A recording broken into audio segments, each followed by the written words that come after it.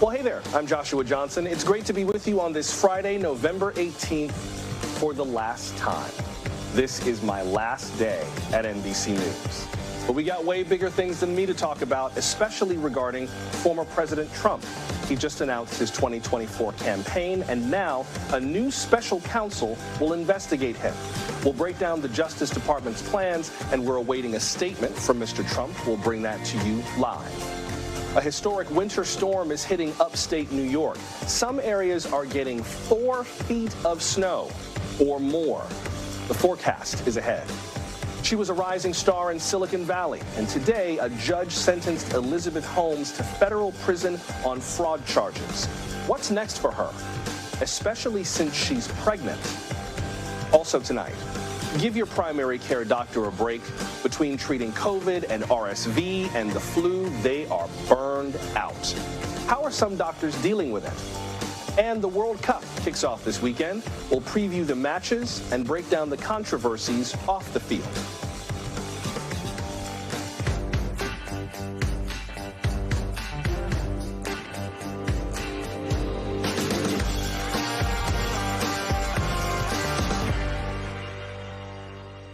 Former President Trump is the focus of 2 federal criminal investigations.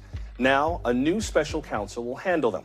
Today, Attorney General Merrick Garland appointed Jack Smith to the job. Mr. Smith will probe Mr. Trump's handling of classified documents at Mar-a-Lago and his role in the January 6th insurrection. Jack Smith was most recently a war crimes prosecutor at The Hague. The Attorney General says a special counsel is the best option now that President Trump is running again. Based on recent developments, including the former president's announcement that he is a candidate for president in the next election, and the sitting president's stated intention to be a candidate as well, I have concluded that it is in the public interest to appoint a special counsel. Such an appointment underscores the department's commitment to both independence and accountability in particularly sensitive matters. Mr. Trump told Fox News that the DOJ's decision is, in his view, a politicization of justice. He called on the Republican Party to fight back. We are told that he will make comments sometime this hour. There's an event going on at Mar-a-Lago where he will speak. If he does, during our hour, we'll bring it to you live. Meanwhile, the White House says President Biden was not aware of or involved in the decision to name a special counsel. And it added, quote, "We do not politicize the Department of Justice," unquote. NBC Homeland Security correspondent Julia Ainsley joins us now with more. Julia, what more can you tell us about why Jack Smith was hired to be the special counsel and what he's expected to do in that role? Well, I can tell you, Joshua, it's one of the last things that Merrick Garland wanted to do as Attorney General. He is someone who really spent his life trying to show the independence of the judicial branch. He wanted to be a Supreme Court justice. Of course, that didn't come through during the Obama administration because of Mitch McConnell. Instead, he is the Attorney General, and he wants to show the American people that there is space between their judicial branch, the people who are prosecuting, people who are investigating and making these decisions, and the politicals that they elect. Of course, the Justice Department is sort of the judicial arm of the executive branch, but he wants to show independence. And that's why he appointed Jack Smith, because he came to a point where Biden said he was running again. Trump just 3 days ago said that he would be running again. And it is different when you're talking about investigating a former president and when you're talking about a current candidate running against the very president who appointed you. And so that's why he appointed Jack Smith. He made that very clear today. It's funny because he's gotten some attacks from the Trump camp saying that this was a political move, and of course it's because of the timing of the campaign announcement from Trump, but he very transparently said that's exactly why he is appointing Jack Smith, someone who has experience coming up through the Justice Department as acting Attorney General in Tennessee, also serving as an assistant attorney general in the Eastern District of New York, one of the most high-profile districts in the country, and then most recently prosecuting war crimes in The Hague. It's very clear he's looking at his resume, seeing him as someone who can handle the pressure of this moment to take on these very two high-profile investigations, both with January 6th and with the Mar-a-Lago investigation.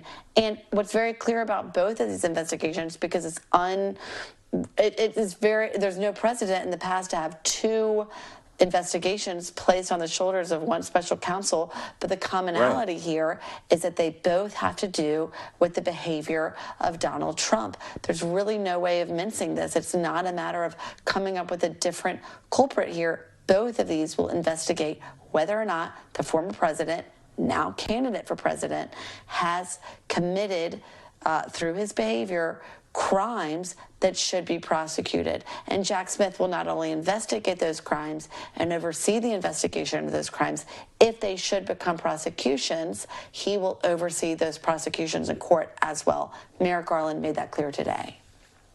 Now, the former president spoke about, kind of alluded to the potential of this when he made his announcement this week, his campaign announcement this week. Here's part of what he said earlier. Watch. But as I have said before, the gravest threats to our civilization are not from abroad, but from within. None is greater than the weaponization of the justice system. I presume that he may say some of the same things tonight. We're awaiting those comments from Mar-a-Lago. But, Julia, how does that not feed into the former president's argument against the Justice Department? I mean, if Merrick Garland said, yeah, he's running for president again, so I knew I had to do this, doesn't that just kind of feed the criticism that there's at least something political around this, particularly since some of the president's opponents have suggested that if he was only prosecuted and convicted, he could be constitutionally banned from running? I guess I just think that argument crumbles if you look at the fact that Trump, as president, was very malicious toward his Attorney General, Jeff Sessions, who recused himself from the investigation into Russian interference in the 2016 election and handed that over to Special Counsel Mueller. But then how can he make that same argument against Merrick Garland? In other words, how can you make the argument that your own Attorney General should have heeded the advice, should have taken on an investigation, but the Attorney General of your opponent is not in that position? In other words, what does independence in a Justice Department or in any federal investigation look like for Donald Trump? Until he can specify the solution to this, it's hard to come up with why this would be a problem. And in fact, Merrick Garland is trying to place a lot of space between his Justice Department and this investigation. That's the very reason why this was appointed. And Joshua, I just have to say, you asked the best questions. I think I've done 5 hits on this today. I barely have a voice anymore, but you've always asked the best questions, and that's why I love this show. So thank you. Thank you, Julia. That's really, really kind of you to say. I have one more question for you. Hopefully this won't be the dumb one that ruins my record. But you kind of alluded to this a second ago with regard to the Biden administration and its dealing with Merrick Garland and the Trump administration and some of how it's dealt with Jeff Sessions. So it has made it very clear, and President Biden has alluded to this in the past, that we have no role in the Justice Department and it's got to be a hands-off relationship. What does that mean for the timeline of all of this? There's only so much time, theoretically, within which a prosecution against the former president could even matter, particularly if he's going to run, if we get closer to primary season, if he is primaried. They must be conscious of the fact that they are very much on the clock. That's another very good question. I'm sorry to say, it's a very good question, because what is so frustrating to the American people is that the Justice Department time clock does not always align with the same timelines as an election. So in this case, it could be that we don't see the results of Jack Smith's investigations until after 2024. That's another reason why it's so important for Merrick Garland to appoint him. Say President Biden is not running for a re-election. Say he isn't re-elected. Another Democrat or another Republican takes his place. Say Donald Trump takes his place. It's important to enshrine this investigation. Of course, someone else could come along and decide to fire Jack Smith and appoint someone else and end this investigation. That's within their role as president, as the overseer of the Justice Department. But in this case, Merrick Garland is trying to set Jack Smith up for success in a role that could last longer than his own tenure, so that he can continue to see this investigation through. All right. Thank you, Julia. Much appreciated. That's NBC's Julia Ainsley starting us off tonight. Today, a Silicon Valley scandal ended with a prison sentence. Elizabeth Holmes gained fame as the founder of Theranos, a company that claimed to offer medical testing with a single drop of blood. This afternoon, a judge sentenced her to more than 11 years in federal prison on 4 criminal counts of fraud. NBC's Nyla Charles has more. Friday, a federal judge sentenced a pregnant Elizabeth Holmes to 11 years behind bars for fraud as founder of her blood testing company, Theranos. Holmes was convicted of 4 counts of criminal fraud for deceiving the company's biggest investors, raising more than $900 million in funding. Friday, her attorneys asked the judge for no prison time, saying she had good intentions. Her husband even wrote a letter to the judge begging the judge for her freedom. Prosecutors recommended 15 years in prison, calling it one of the worst white-collar crimes in the history of Silicon Valley. Before the decision, she cried to the judge, apologizing to investors and patients. She rose to fame and fortune quickly when she falsely claimed that her technology could run hundreds of blood tests using just a drop of blood. In 2014, Forbes named her the youngest self-made female billionaire ever. Now she is set to start her prison sentence in April of next year. It's not clear yet if she will give birth before then. Her attorneys have 2 weeks to appeal the sentencing decision. Back to you. All right, thank you, Nyla. That's NBC's Nyla Charles reporting. Still to come, Ukraine is helping investigate Tuesday's missile strike in Poland. We'll have the latest on that. And should Saudi Arabia's crown prince pay for the death of journalist Jamal Khashoggi? A decision from the Biden administration might prevent that. We're glad you're with us for Now Tonight from NBC News. Ukraine is now helping the investigation into Tuesday's missile strike in Poland. The Ukrainian Foreign Minister Dmytro Kuleba tweeted today that its experts are on the scene in Shevdov. He added, quote, "I am grateful to the Polish side for granting them access," unquote. Today, Russian missiles hit key Ukrainian cities again, targeting power and critical infrastructure. Millions of people are without water or power. Ukraine's prime minister says the attacks caused blackouts, knocking out about half of the energy grid. And to make matters worse, it's snowing in Kyiv. NBC foreign correspondent Molly Hunter is there. Yeah, this has been a big week, and Ukrainian officials say the Russian missile strikes this week targeted critical infrastructure and were extremely damaging. It will take even longer to get some of those systems back up and running. Now, President Zelensky and the state energy company estimated that at least 10 million households, that's not people, that is households, are currently without power. Now, the prime minister today said that almost half of the energy system is out of order. But there is a big difference between living in the capital, in an apartment where maybe you do have emergency rolling blackouts, which everyone here is enduring, means maybe every 4 hours you have 3 hours of electricity, versus living in a place like Borodyanka. It is a suburb outside of Kyiv. It was one of those suburbs that was occupied very early by Russian troops at the beginning of the war.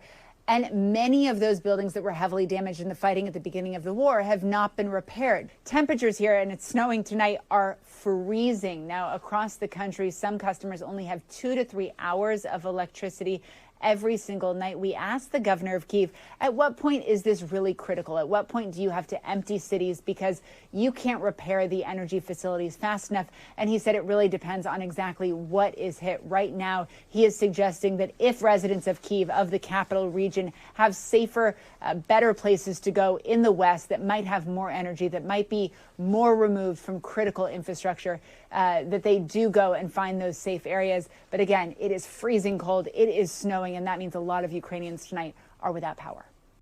That was NBC's Molly Hunter reporting from Kyiv. World leaders are condemning North Korea again for firing missiles at its neighbors again. Now, its leader, Kim Jong-un, is calling for making more weapons. Today, an intercontinental ballistic missile landed near Japanese waters. ICBMs are designed to deliver nuclear weapons. To our knowledge, this missile did not have one. This was North Korea's second launch this month. In response, Japan and South Korea held emergency meetings. Japan's defense minister says this missile could have a range of at least 9,000 miles. That is more than enough to reach the lower 48 states. And that is why the U.S. is monitoring this closely.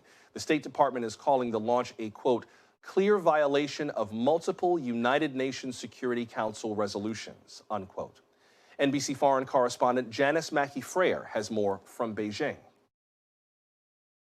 It appears to be one of North Korea's most powerful missiles yet, an intercontinental ballistic missile, or ICBM, that flew 620 miles toward Japan at a high speed and a lofted trajectory, meaning it was fired up instead of out to avoid overflying neighboring countries.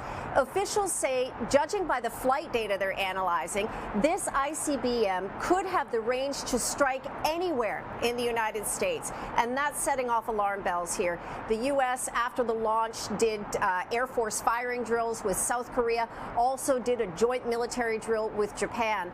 Leaders at the APEC summit in Thailand held an emergency meeting about North Korea, with Vice President Kamala Harris calling the launch a brazen violation of UN resolutions, and she urged North Korea to stop, quote, unlawful and destabilizing acts. This conduct by North Korea most recently is a brazen violation of multiple UN security resolutions. It destabilizes security in the region and unnecessarily raises tensions. Now, President Biden also raised North Korea at his G20 meeting with China's President Xi Jinping, because China, along with Russia, has until now blocked any moves to sanction North Korea at the UN Security Council. Just yesterday, North Korea's foreign minister had warned of fierce military responses if the U.S. continues to boost its security presence in the region. She also added that Washington was, quote, taking a gamble it will regret. So the tension is escalating, again raising the threat of a nuclear test by Kim Jong-un. Satellite images and intelligence reports suggest all of the preparations have been made. There are no diplomatic channels that are open right now, and it seems North Korea isn't interested in talking. That was NBC's Janice Mackey-Freyer reporting from Beijing. Saudi Arabia's crown prince could soon be immune from prosecution over the killing of a Washington Post journalist. The Biden administration is filing that request for Mohammed bin Salman. It would prevent lawsuits regarding Jamal Khashoggi. The administration attributes the immunity to the prince's new position as prime minister. The Justice Department made the filing yesterday at the behest of the State Department. However, it's not binding. A judge will make the final decision. The State Department is calling the administration's decision, quote, purely a legal determination. Jamal Khashoggi was a columnist for the Post. He was killed in 2018 at the Saudi consulate in Turkey. U.S. intelligence concluded that Mohammed bin Salman approved the killing in retaliation for columns criticizing him. Back in 2018, Joe Biden had vowed to make a pariah out of Saudi rulers. But now, as president, he's been trying to ease tensions. He made a state visit to Saudi Arabia this July. A statement from the Post's publisher, Fred Ryan, blasts the president for, quote, failing to uphold America's most cherished values. Mr. Ryan adds, quote, by going along with the scheme, President Biden is turning his back on fundamental principles of press freedom and equality. The American people and those wronged by MBS, Mohammed bin Salman, in Saudi Arabia and around the world deserve better, unquote. We will get to some of today's other top stories in just a moment, including more snow warnings in effect for upstate New York, the latest on the turmoil at Twitter's headquarters, and doctors fighting burnout from treating sick children this season.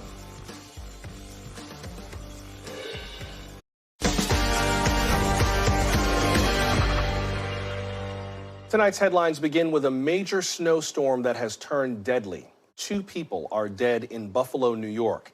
Officials say they had heart issues from the exertion of clearing the snow. Parts of the Buffalo area have gotten more than 4 feet of snow. Orchard Park got 4.5, and that's 2 inches shy of Buffalo's 3-day record. NBC's Jesse Kirsch has the latest. Hey, Jesse.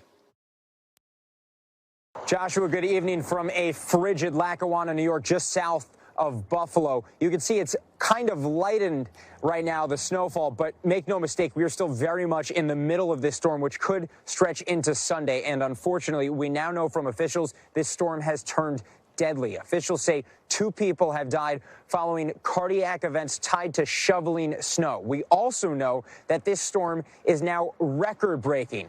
According to reports, we've had a few different reports of snowfall totals above 50 inches. That makes this storm the single highest 24-hour snowfall event in New York State history. The last record was set in 1966. Officials are pleading with people to stay off the roads, to stay home. I spoke with one police chief from Hamburg, New York, near here earlier today, and he told me most of the calls for service they had at that time were for people who were in vehicles that were not functioning on the roads. And he said that that makes it harder for the plows to get through and makes the cleanup process harder. Here in Lackawanna, we've seen trucks literally moving snow by the truckload and dumping it into massive piles. Police here in Lackawanna tell us they need to have more space because they're expecting more snow, and so they needed to get that snow out of the way. When all is said and done, we could be looking at snowfall totals upwards of 4 to 5 feet of snow. Again, this storm stretches throughout the weekend. All of this just days before the Thanksgiving holiday. Joshua? Thank you, Jesse. That's Jesse Kirsch with the latest from the ground. So, what can the nation expect as we head into Thanksgiving? NBC meteorologist Bill Cairns has the forecast. Hey, Bill. Well, Joshua, this storm is impressive even for residents of Western New York who have seen epic snowfalls in their lifetimes. But there's some people that may not have seen this much snow, especially in one day. And we're not done yet. We're past halftime. You know, maybe we're in like the end of the third quarter, but we still have some more snow to come this rest of this weekend. So here's some of the higher totals. And this is just, you know, the fact that we did this in one day is just off the charts. 54 inches in Orchard Park, New York. Now, the New York State record for the most snow in 24 hours is 50 inches. And that goes all the way back to 1966, so a long time ago. So this has to be verified. They'll go see the storm spotter, how they measured the snow and everything, but potentially today was the most snow we've ever seen in one day in New York State. So that's saying a lot, especially with Lake Erie and Lake Ontario snow. Other areas got hammered too, and this Hamburg just updated. They're up to 51 inches now. Buffalo Airport, though, still only about 13. Downtown Buffalo only 8. So it wasn't everywhere. It was really isolated where our NBC crew was located southwards, and this is the area near Orchard Park. That's where we have the potential record breaker. That's where the Buffalo Bills play, and the stadium's located. Hamburg to Eden, this is the area that had the heavier totals, easily 3 to 5 feet throughout that entire region. So everyone wants to know, well, how much more snow are they going to get? This is our forecast as we go throughout the rest of the weekend. And you notice, we're not done. I mean, even by itself, if I was to say, hey, 20 inches of snow's coming this weekend, you're like, yeah, it's a pretty good snowstorm.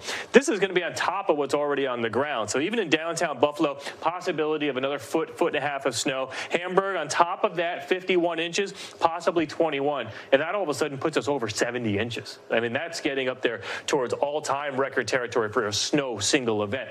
And it's not just off of Lake Erie. We've had a lot of heavy snow off of Lake Ontario, and we're still dealing in Michigan with a lot of snow coming off of Lake Michigan. It's not what we've been dealing with in New York State, but still a lot of travel issues there from South Bend northwards, especially near Grand Rapids and Kalamazoo. At 13 million people are included in this, and this kind of shows you the general radar. Here's Lake Erie, this is Lake Ontario snow band, and then the general snows that are keep coming blowing off of Lake Michigan here. And so as far as additional snow goes, we talked about Lake Erie. Off of Lake Ontario around Watertown, if you're familiar with Fort Drum area, that's where they could see another 2 to 3 feet of snow. In areas of Michigan, it looks like maybe another 4 to 8 inches as we go throughout the weekend. So how does this affect your travel? Thankfully, this is isolated. This is only near the lakes. If you're traveling away from the Great Lakes this weekend, you're fine. I mean, we don't have a lot of bad weather. Yes, it's chillier than you'd like for this time of year. A little rain on Saturday down along the Gulf Coast, especially around Houston, Galveston, heading up here towards the Port Arthur area. And then by the time we get to Sunday, that clears out. Still dealing with some lake effect snow and some snow showers northern New England, maybe some rain on and off in areas of South Florida. But if you're flying on Sunday for Thanksgiving, things look really nice. So, you know, although the Great Lakes is miserable in isolated spots, if you're doing any travel, even into Monday, it looks pretty good. A little wet in Texas, Tuesday, and even into Wednesday, Joshua. So again, we have this epic historic event, but this looks like one of the best weeks for travel up to Thanksgiving we've had in a long time. Meteorologist Bill Cairns, thank you, sir. Let's take you now to Mar-a-Lago, where former President Trump is speaking live. Because the job you've done is just incredible in such a short period of time, too. Let me also recognize so many wonderful friends and distinguished guests with us this evening, including Senator Cindy Hyde-Smith. Hi, Cindy, wherever you may be. A lot of people here. Thank you, Cindy. Thank you. North Carolina Lieutenant Governor, a real star, a great guy, friend of mine, Mark Robinson. Thank you, Mark. Carrie Lake, who just went through an incredible election.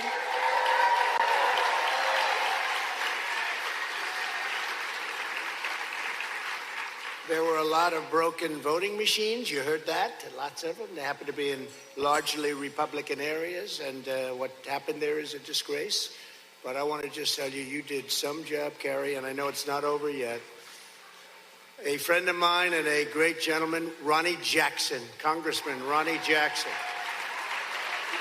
Jason Smith, Buddy Carter, Claudia Tenney, a very quiet person that we like very much, Marjorie Taylor Greene. Another tough couple of guys, Scott Perry and Dan Muser. Thank you, fellas. That's great. Somebody who just ran an incredible race, and another friend. They're all friends. They're warriors. Mary Miller. Louis Gohmert. Louis, thank you. Diana Harshbarger. Thank you, Diana. Beth Van Dyne, congratulations, Beth. A strong man, a warrior. Clay Higgins. Clay, thank you very much. Great job, Clay. Barry Moore, first person to endorse Trump a long time ago. Thank you. Thank you, Barry. Alex Mooney, who just ran a great race. Thank you. Thank you, Alex. J.T. Thompson. Thanks, J.T. Good job. Michelle Fishbach. Thank you, Michelle. John Carter. Thanks, John. Russ Fulcher. We're monitoring remarks from former President Trump being given in Palm Beach, Florida, at an event of the America First Policy Institute. The reason we're monitoring this, in case you missed us at the top of the hour, is because we're expecting remarks from the former president in response to the announcement from the Justice Department today. Attorney General Merrick Garland announced that he was appointing a special counsel, a man named Jack Smith, who used to prosecute war crimes at The Hague. But his job now will be to keep an eye specifically on the investigations that involve the former president, particularly those classified documents that were found at Mar-a-Lago a few months ago, and also the January 6th insurrection and the former president's role in that. It's unclear whether or not those probes by the special counsel will lead to criminal prosecution of the former president, but if they do, then that special counsel will oversee them. Mr. Trump has already come out against the special counsel's appointment in an interview to Fox News, and we are told that he's going to make remarks about that very shortly. He's speaking at a political event in Mar-a-Lago, currently thanking some of the folks who are there, still kind of thanking people. We've got Julia Ainsley with us. We're going to keep listening to this. Hopefully he will be getting to some remarks about the Attorney General in a moment, but this also gets at the heart of something that President Biden has said he's not going to do, which is interfere with the actions of the Justice Department. The White House said today that they had no idea that the special counsel was going to be appointed, but the Attorney General said that the announcement by Mr. Trump that he's going to run in 2024 precipitated the appointment of a general counsel. So you can expect Mr. Trump to respond to that this evening. He's doing some kind of thanking. This is a political action, kind of a think tank that is very supportive of the former president, of course. That's why they're at Mar-a-Lago. So he's kind of thanking dignitaries and elected leaders in the room. Should note, one of the comments that he's already made was in a shout out to Carrie Lake, who is the Republican candidate for governor of Arizona, claiming that there were a lot of broken voting machines without evidence for that claim. Let's listen. Larry, would you like me to talk about that? This horrendous abuse of power is the latest in a long series of witch hunts. It started a long time ago. I thought the investigation with the document hoax was dying or dead or over, and the investigation into January 6th, in my very peaceful and patriotic speech, remember, peaceful and patriotically, was dead, especially after the record-setting 40-point loss of Liz Cheney in the great state of Wyoming. I thought it was dead. I thought that put the final nail in the coffin, only to find out that the corrupt and highly political Justice Department just appointed a super radical left special counsel, better referred to as a special prosecutor, to start the process all over again. We thought it was just about dead. As you know, just about the top person, one of the top people in the Justice Department, Lisa Monaco, a major Trump hater, I mean beyond belief, is in charge of the case, and she's totally controlled by Andrew Weissman. Do you ever hear the name Andrew Weissman? I think you did. In this room you did. Bad person, bad guy, but he's an even bigger Trump hater. Sounds like a fair deal so far, do you agree? Who works tirelessly as he did on the Mueller scam, which ended up, as you know, no collusion, to do bad things to the greatest movement. They want to do bad things to the greatest movement in the history of our country, but in particular, bad things to me. But I've gotten used to it. It's lucky. It's lucky. A lot of people wouldn't get used to it so easily. This is a rigged deal, just as the 2020 election was rigged, and we can't let them get away with it. We can't do it. We cannot let this happen to our country. I've been going through these investigations and hoaxes and scams from the day I came down the escalator at Trump Tower, and you'd really say enough is enough. Got to get back to work. Got to prove that we have a great country again, because right now it's not great. Right now it's a laughing stock all over the world, and we sort of all had it. The people of the country have had it. Joe Biden is a corrupt and incompetent political hack, and you take a look at all of the money that he's taken from foreign countries and others, much of it through his son Hunter, who is a corrupt drug addict and implementer for his father. Where's their special prosecutor, by the way? Where's their special? They said when I announced they had to do this. Well, he announced too. He said he wants to run. Where's their special prosecutor? And we are innocent. They are not innocent by any stretch of the imagination. They have the proof right out there for all to see. They left the exact blueprint of much of the criminal activity is done on his laptop from hell, they call it, the laptop from hell, which was gotten inadvertently, but luckily for America, when he incredibly left it at the repair shop to be fixed. That was not a good day. That was not a good leave. I wonder if the father was upset about it. He may not have understood the meaning. Did he understand that that was not good? Because he said he's the smartest person I've ever known. Right? Hunter's the smartest person I've ever known. A lot of people shook their heads at that one. Does everybody remember the $1 billion of USA funds paid to Ukraine under the condition that they get rid of the prosecutor? That prosecutor's got to be fired. Remember that? Nothing gets done. Why isn't there a special counsel being set up for them? Tremendous corruption. They're corrupt people. They're criminals. I've done nothing wrong. They participated in massive criminal activity with many other nations. And one day after House of, you know what's happening, you take a look at what just went on with this election, which is so important because the House Republicans announced they were going to investigate the Bidens, and the Justice Department announces right after that they're going to investigate Trump. And it's not a fair situation what's going on. And I guarantee you they get a fair investigation. This will not be a fair investigation. But again, I thought this was all done or very close to being done. These people are corrupt, and yet they go after innocent people under the guise of legitimacy.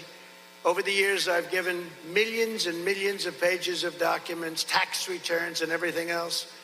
And they have found nothing, which means I've proven to be one of the most honest and innocent people ever in our country. Larry knows that. They got everything. Millions, think of it. Like I hear 11 million pages. I built a great company. Now they see how great it is, now that they're looking at it. I built a great, great company. But think of it, millions of pages, they got nothing. So I've sort of had it. On January 6th, I've already tried, and you take a look with the fake impeachment hoax, and I won. I was tried on the fake impeachment hoax on January 6th. And they tried it in the Senate. They went through the whole process, and we won. We went through the whole process. So wouldn't this sort of be a... and then you take a look at the other. We went through two of them, And isn't it sort of like double jeopardy? In the old days, they used to call it double jeopardy. But essentially, we've done so well, and we did well in a very hostile Congress. We had great Republican support. I have to tell you that. It was great because they saw something was really unfair. We were being unfairly treated. I made a perfect phone call. In fact, many of the people in this room called. They said, that call is perfect. And some of the people in the room would not have actually gone with us, but that was an absolutely perfect phone call. I got impeached for a perfect phone call. Could you imagine if the call was actually a bad call? Could you imagine that? And on the document hoax, this is a total hoax that's going on. The Presidential Records Act and the Clinton Sox case, you know what that is, right? That's a case that's so powerful in our favor. Make everything that I've done totally legal and proper. It's totally legal and proper. There's just a witch hunt for no reason. Well, for political reasons, let's say. And they know that. It shouldn't even be a case, but if it is, why aren't they investigating all of the other presidents that preceded me, including Bill Clinton, both Bushes, Obama, and of course Hillary Clinton, where she illegally deleted 33,000 emails after getting a top-level subpoena from the U.S. Congress. So she's allowed to get a subpoena and delete 33,000 after the subpoena, not before, after. Why aren't they going after all of those presidents that kept documents where, in a couple of cases, in one case they had it in a Chinese restaurant with broken windows. In another case, they had a Chinese restaurant connected to a bowling alley. This is where the documents were kept. They took documents with them. President Obama took documents. It is such a unfair situation that's happening in this country to Republicans and to conservatives. And you people have to fight. You have to fight. You have to be strong. If they're going to investigate me, they have to investigate all of these other presidents, and they have to start it right now. They have to invade. This is Mar-a-Lago. They have to invade Hillary and Bill Clinton's beautiful home in Westchester. They have to invade the Bush's home. They have to invade a lot of homes, but they didn't do that. And they took documents, they took a lot of things, and that's what we have the Presidential Records Act for. We're living in a very corrupt country right now. We've never had anything like it. Our elections are rigged, tainted, and bad, and take forever to get results, longer than any other country on the planet. We have elections still out there, and they won't be in for weeks. Third world countries have their elections in that same day, or maybe the next day. We have weeks and weeks and weeks for far fewer. Look at France, all paper ballots, voter ID, same-day voting. They had 36 million votes all done by 10:30 in the evening, and no complaints. Nobody said, gee whiz, this was not a proper election. We're a third world country in our elections, and our borders are wide open with unknown people, many of them, many millions and millions. Criminals, terrorists pouring into our country, millions. And don't believe when you hear 2 million or 3 million. I believe it's 10 million people. I believe it's 10 million. Our country is changing before our very eyes. We have no idea who these people are and where they came from.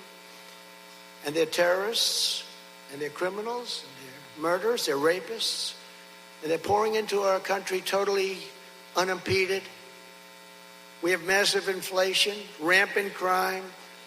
You can't even walk down the streets in Chicago, New York, Los Angeles, and every other Democrat-run city without getting mugged, shot, or killed. In Chicago recently, they had 82 people shot, 82 over a weekend. But they said it was a long weekend. Oh, okay, that's better. It was a long weekend.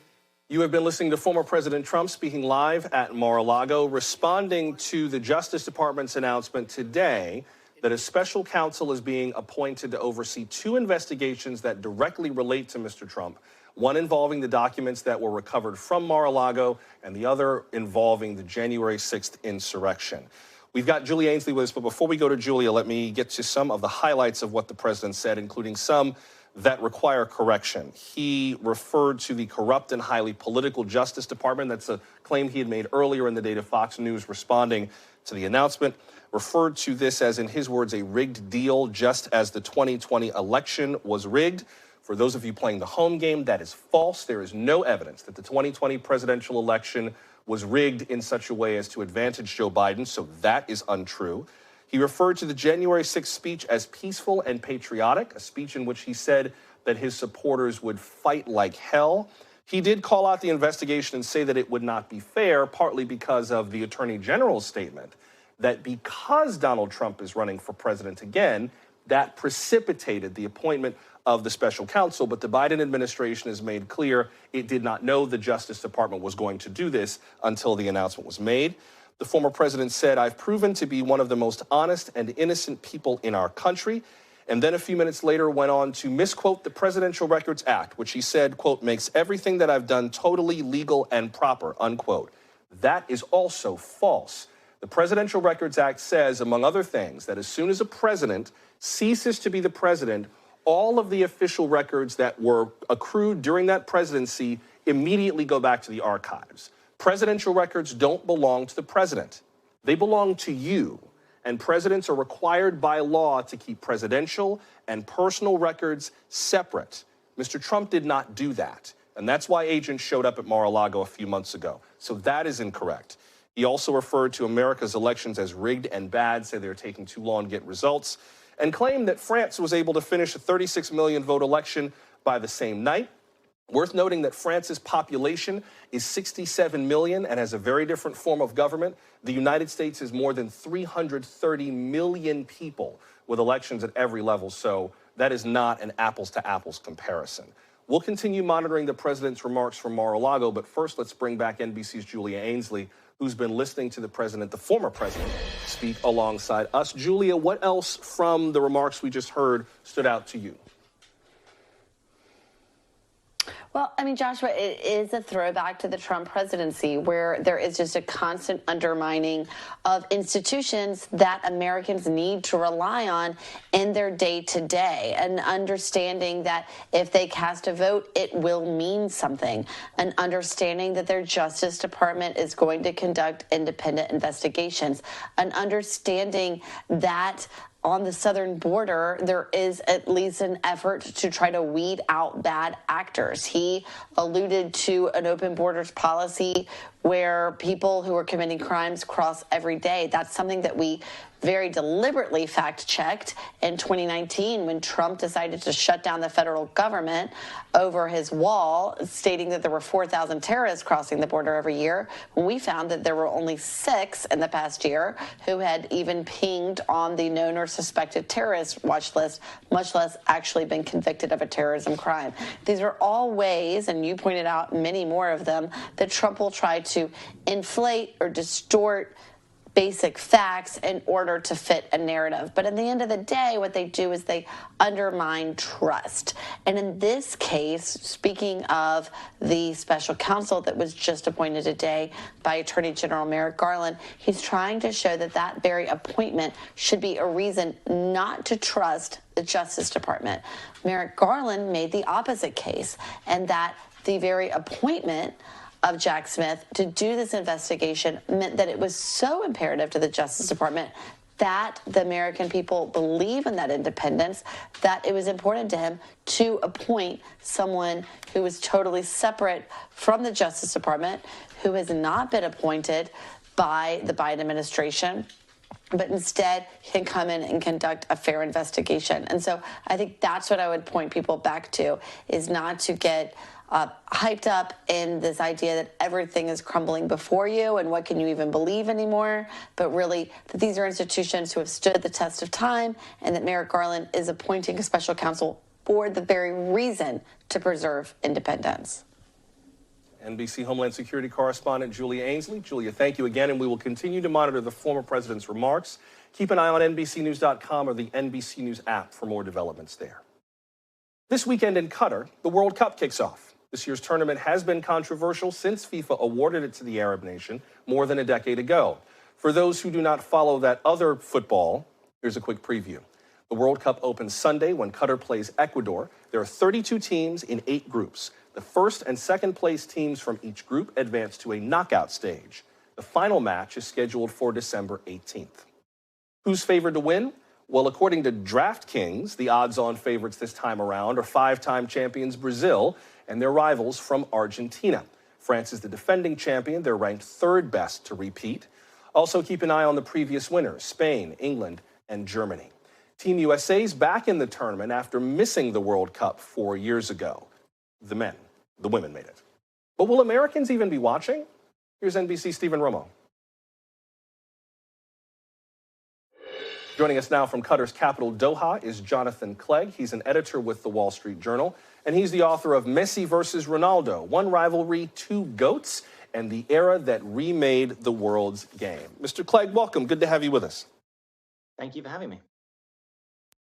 First of all, let me just ask you about the game itself. What are your expectations in terms of the tournament play at the World Cup? Who do you think is expected to really show up this year? Yeah, I think one of the great questions is how this very different World Cup will play out on the field. The World Cup is taking place at a very different time of year than we're used to. This is usually a summer tournament, played in June, July. Now we're playing it in November, December, right in the middle of the kind of European professional soccer season. And it remains to be seen what impact that will have on the games.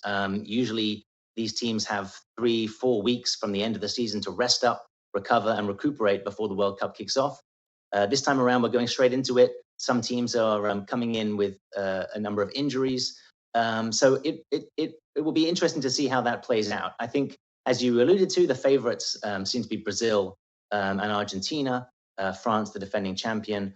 The World Cup is really only ever won by a very small handful of teams. Only 7 teams have won the World Cup in history. So it's a very exclusive club who has a chance to lift the trophy.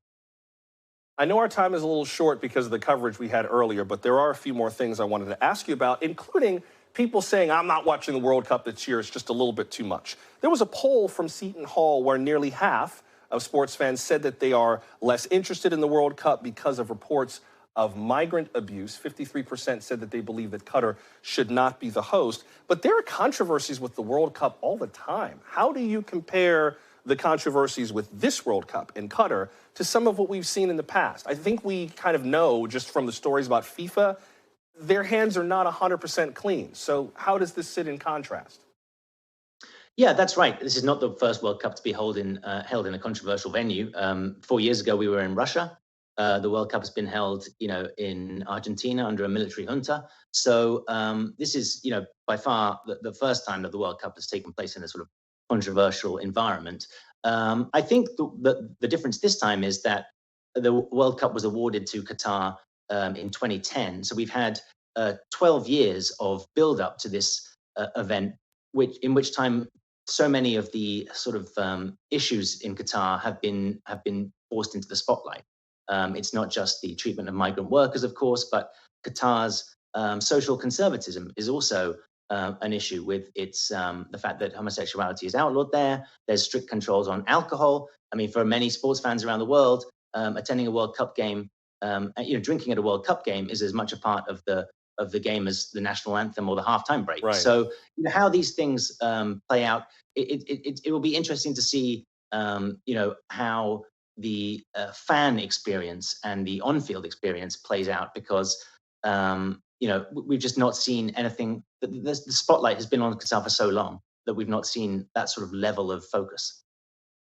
Before I have to let you go, what does make the World Cup worth seeing this year? We've heard so much about the controversies, but these kind of international sports events draw people from around the world for a reason. What, in your mind, other than just the sports, is the big draw of being at the World Cup in person? Yeah, it's a great celebration. The World Cup, this is the world's game, the most popular sports event in the world.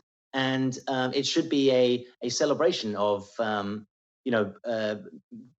players and countries and fans and teams from across the world coming together to celebrate what is called the beautiful game.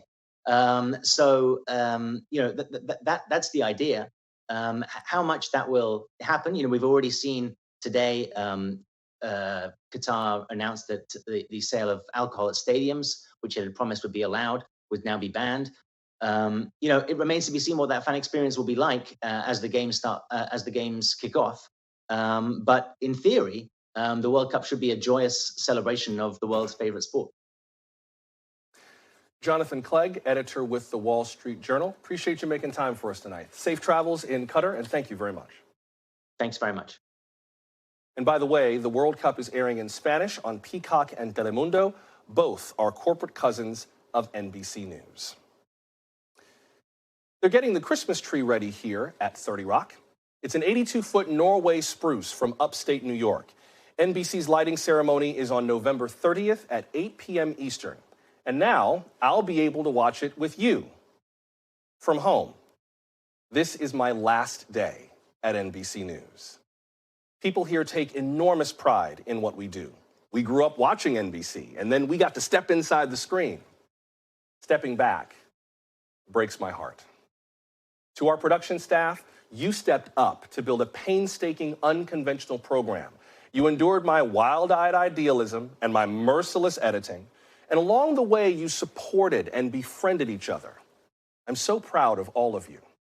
Keep aiming high, and remember, protect what makes you unique. If you don't use it, you'll lose it.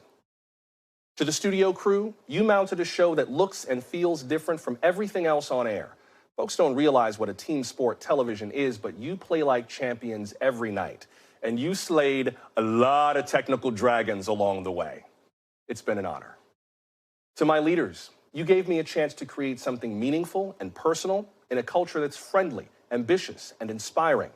I hope I have upheld your editorial standards and supported your strategies for the good of this company. I'm sad to leave, but so grateful that you let me in. To all of you, thank you so very much. If you ever visit Rockefeller Plaza, I want you to look for a piece of art. It's above the main entrance to 30 Rock, where the tree stands each year. Wisdom, sculpted by Lee Laurie. It includes this Bible verse from the book of Isaiah. Wisdom and knowledge shall be the stability of thy times. That verse makes sense at the headquarters of a news organization, but now I see it more deeply. Journalism focuses on sharing knowledge, but that's not enough. We owe you guidance to make sense of it, and we must equip you to use what you learn. A news organization that lacks wisdom is like a steakhouse that serves raw red meat, and there's enough red meat out there. But preparation, flavor, balance, and just the right amount of heat, that's something you can sink your teeth into. Wisdom and knowledge, content and care. That work must continue, fostering connection, guiding conversations, welcoming the world in, and doing it without judgment. That's why our show's backdrop is a street scene, not a skyline, not the Capitol. We're eye to eye, with you, not above you. It's why I have a round table and not an anchor desk. Everyone sits equally and no one is at the head, not even me. It's why our theme music is inspired by rock and blues, genres that cross cultures and defy categories. We said it on day one, and we mean it now. Whoever you are, whatever you believe, you are always welcome here. And how many places these days truly welcome everyone? It's an honor to be at a network that has brought us together for generations, even if it's just to see the tree. I don't need anything for Christmas. This gift will keep on giving, and I am truly grateful. And with that, your weekend may begin. Mine too. Now tonight is off next week, but this show will return on the Monday after Thanksgiving at 8 p.m. Eastern.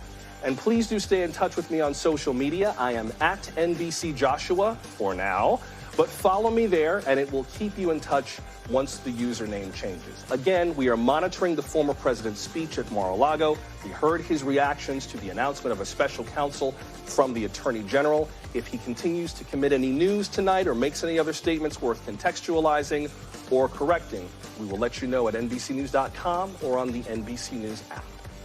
Thank you so much for making time for us. Come on back after Thanksgiving. From NBC News in New York, I'm Joshua Johnson. I will miss you until we meet again. But we will meet again along the way. Good night.